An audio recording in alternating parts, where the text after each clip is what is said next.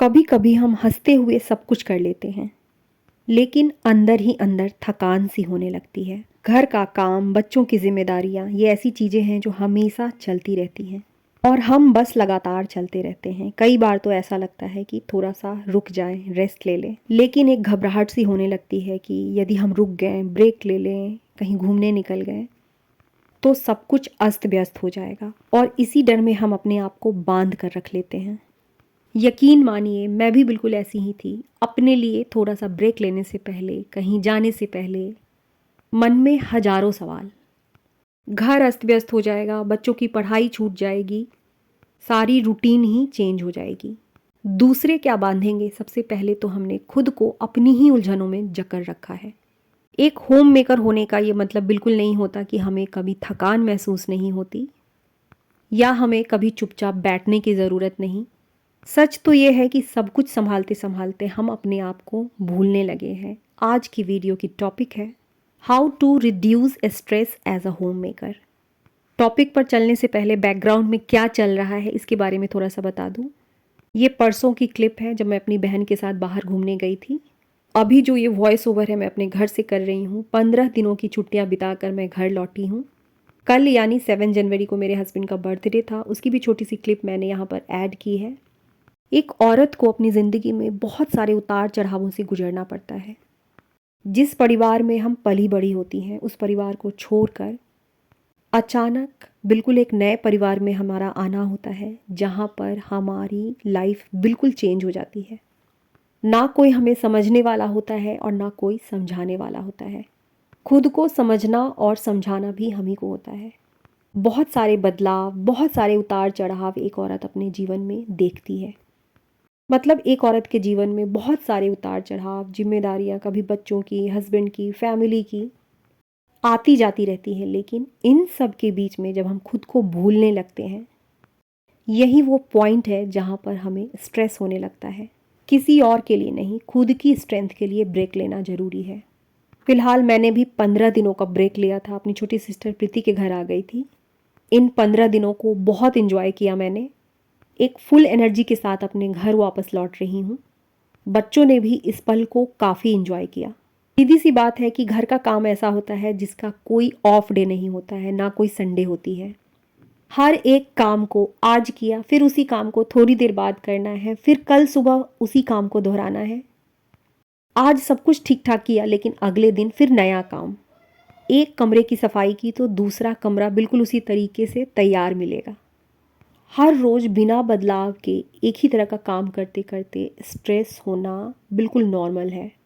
हम अपने लिए रुकना बैठना बिल्कुल भूल जाते हैं और जब हम खुद से ये उम्मीद रखने लगते हैं कि सब कुछ सही समय पर होगा, सबकी उम्मीदों के मुताबिक और बिना थके ये सब कुछ करना ही पड़ेगा, लेकिन कोई ये नहीं देखता कि इन सब के बीच हम भी एक इंसान हैं।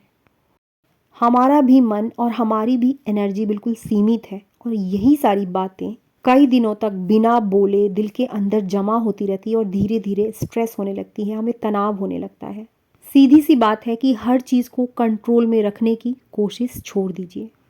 ये जो बैकग्राउंड में सीन चल रहा है इसके बारे में थोड़ा सा बता दूं।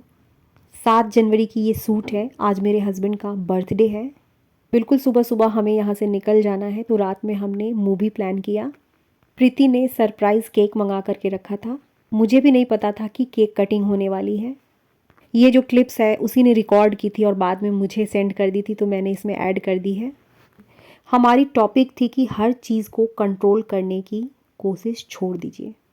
जो मैंने फील किया है कि एक होममेकर की सबसे बड़ी थकान अक्सर काम से नहीं होती है, बल्कि हर चीज़ को कंट्रोल में रखने की कोशिश करने से होती है।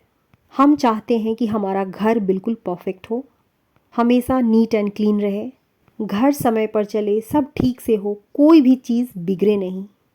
हमारे बच्चे भी बिल्कुल परफेक्ट हों, बच्चों की पढ़ाई लिखाई बिल्कुल अलग हो। सारी चीज़ों की जिम्मेदारी अपने सर। मेरी भी यही हालत थी। बहुत सारी चीज़ों को अपने सर पे अपना बोझ बनाकर मैं बहुत थक जाती थी। अब चीज़ों को केवल करने की कोशिश करती हूँ, बहुत अधिक परेशान होकर नहीं, बल्कि अपनी रिस्पॉन्सिबिलिटी समझकर।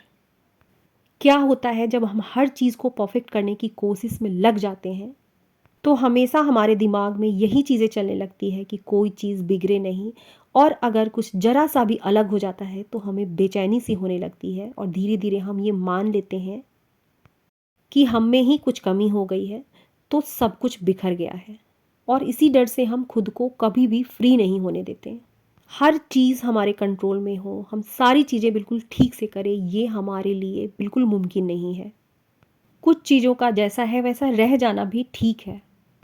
जब हम इस बात को स्वीकार कर लेते हैं कि हर काम परफेक्ट नहीं होगा, हर दिन सेम नहीं होगा, तब हमारा मन अपने आप हल्का होने लगता है। एक होम मेकर के लिए कभी कभी कंट्रोल छोड़ देना जिम्मेदारी से भागना नहीं होता, बल्कि खुद को बचाना होता है। घर वापस लौट करके आ चुकी हूँ और घर की हालत तो आपने देख ही रखी है। चाय और पराठा मेरी एक फ्रेंड के घर से आया है।